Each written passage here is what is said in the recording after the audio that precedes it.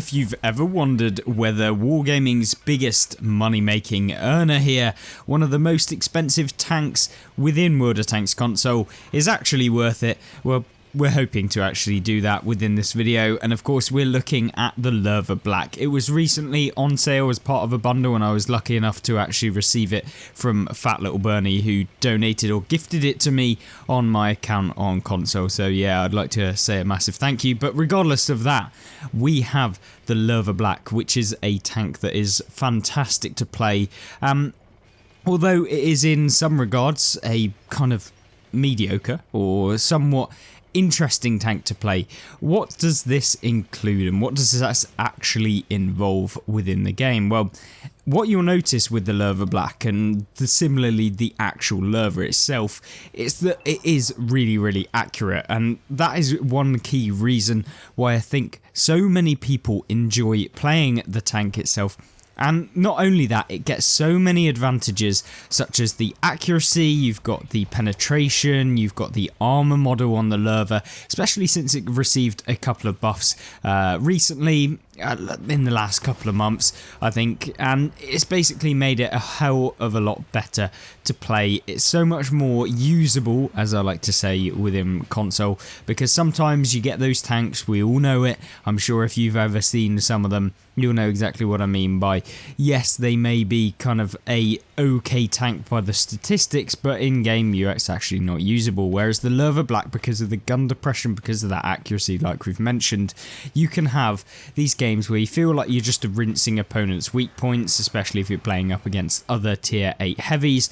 And even in games where you're playing up against tier 10s, you have such good penetration on your premium rounds as well as on your standard rounds. You don't even need premium in the most cases to be able to play up against those tier 10s, which make this tank super fun to play, regardless of what actual matchup you're in. So that's one thing I do want to know about the Lowe Black and the black tanks in general, but we'll talk about maybe the tank in a little bit more detail as we go on. But I want to take this moment right here to kind of talk about the fact that Wargaming introduced this. It was at one point one of the most expensive tanks. I think Wargaming have probably blown that out of the water with the fact that they released tier 10 premiums, but the Lowe Black, I think, when it was first introduced, cost around 15,000 gold just for the tank, and since then it's gone on sale. You've been able to pick up one free black tank, I believe, as part of a earn operation that you had to still play, and you had to play a lot as well to be able to pick up one.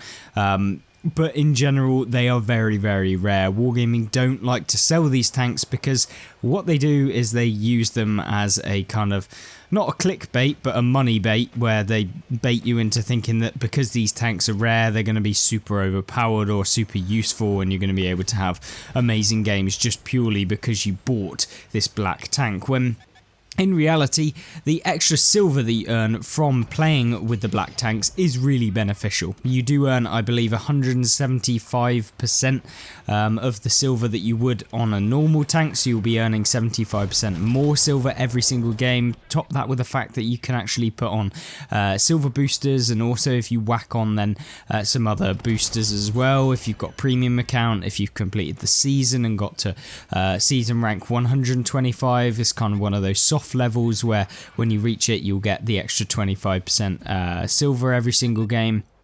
And so combine that with all of that, if you do that, you will have an amazing amount of silver every game, and that's kind of one reason why you maybe would want to play in the Lowe, and one reason why I've been enjoying it in these last couple of days, and in the last week or so I've been kind of playing this on and off, just trying to get some okay gameplays to showcase on the channel, of course.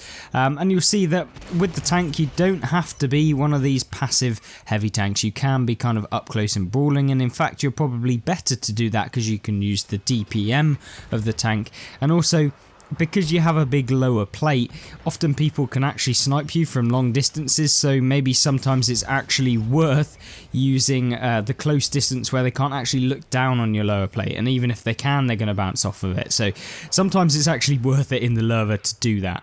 And that's something that I think a lot of players maybe don't think about, is actually what engagement range is my tank best at? Does the armor change in terms of its effectiveness from being at different distances? And of course, for the most part, most tanks will change in terms of their armor. Usually they get worse because people actually aren't terrible at aiming, and they'll actually typically aim when they're closer to you, which means that, yeah, you'll get penned more often. But with the Lowe, probably not, in all honesty. I think it's kind of one of those that probably does just as well being up close as it does from far away.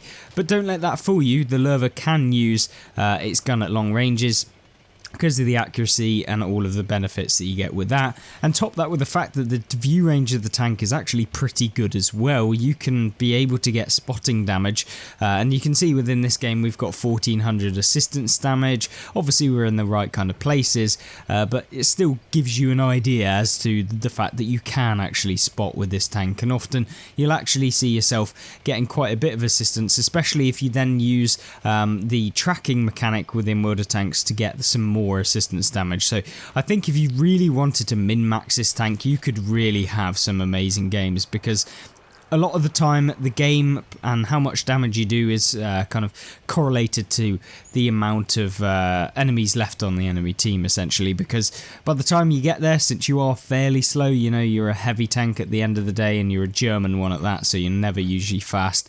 It can mean that you can be a little bit slow in all honesty, but with the speed of the Lowe, it's not the slowest, and so you're probably faster than a lot of the German heavy tanks, especially the tier 8 ones. But so I don't think you lose too much in that regard. But you can see here, you can have these amazing games where you feel like you're on top.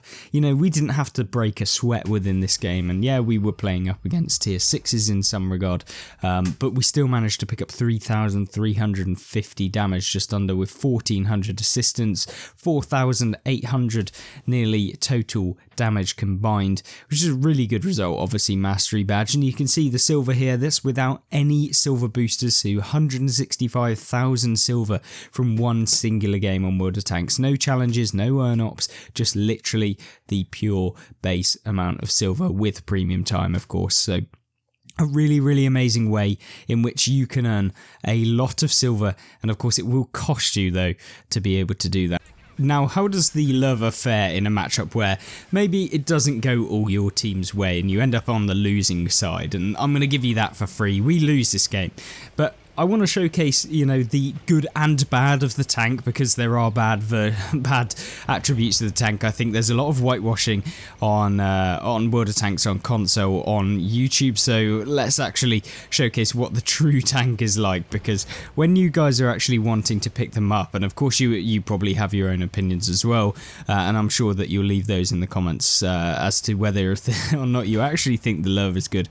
But the key thing is that the Lowe in all entirety can be a little bit disappointing, because sometimes you feel like you're just left out of the game because you aren't fast enough, or maybe you went to the wrong kind of position at the beginning of the game, and you'll see that in this position where maybe in this eventuality we should have actually gone a different way to the central area of the map. Usually with a heavy, I'll take a couple of early shots at this point, and then I'll move down through the middle, even though it's probably not the best area for a heavy.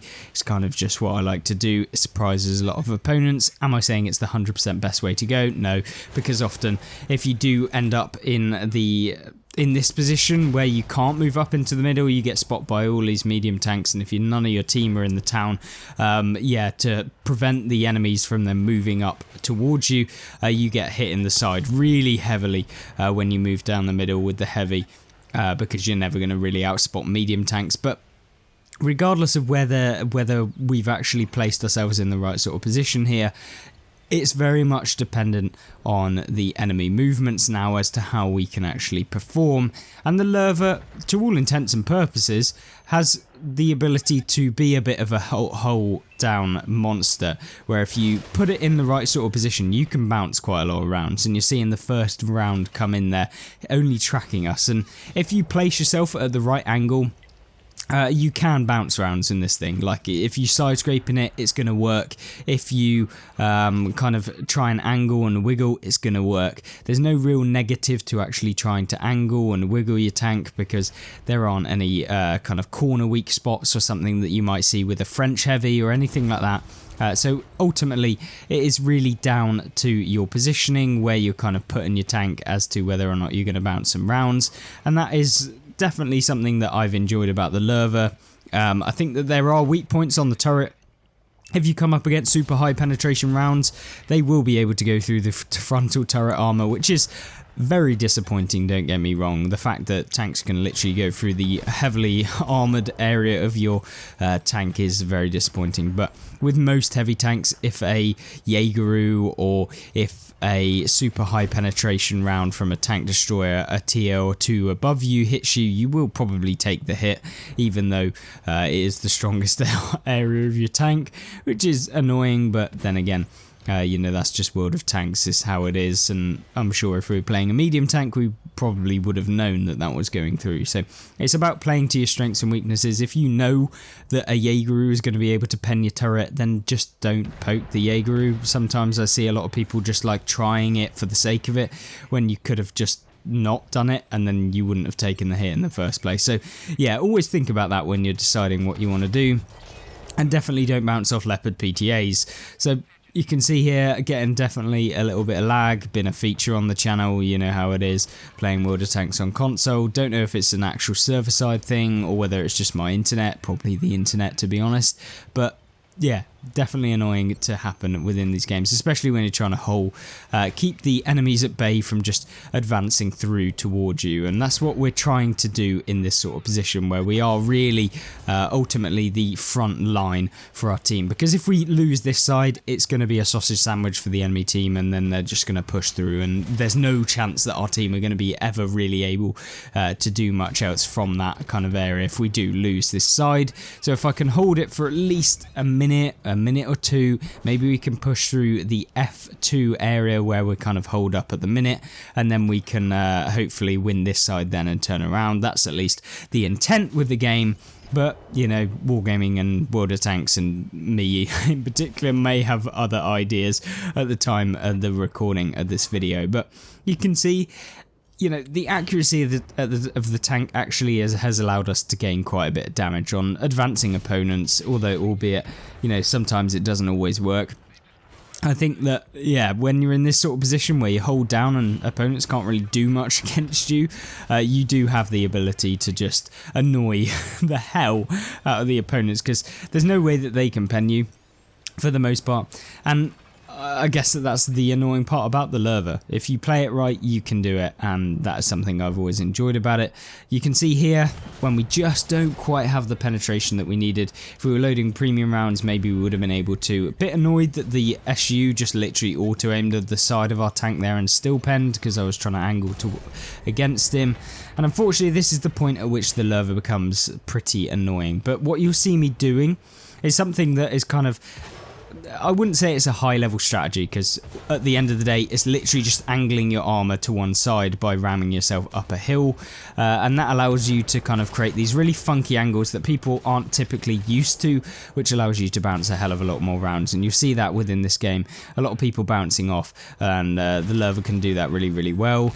Unfortunately, can't bounce you when there's multiple tanks around you, and you'll see that in that sort of scenario where you're having to fight multiple opponents, the lowe just doesn't have the DPM, and it certainly doesn't have the alpha damage to stop opponents dead in their tracks from coming around and poking you, because often a lot of the heavy tanks on the enemy team are going to have more actual alpha damage within the game, so they might have 490 and you've only got 360 with the lowe. So that is very disappointing, but regardless of that, a fantastic kind of tank to play. It's definitely a really good silver earner, and I must say a massive thanks to you once again to Fat Little Bernie for gifting the tank to me to review and play, and we've got plenty more coming where that is from. So thank you very much, hopefully you enjoyed, and make sure that if you're interested in this tank, you check out this tank on screen right now, which is an absolute monster, and I really recommend you having a look at some of the gameplay in this one. Goodbye.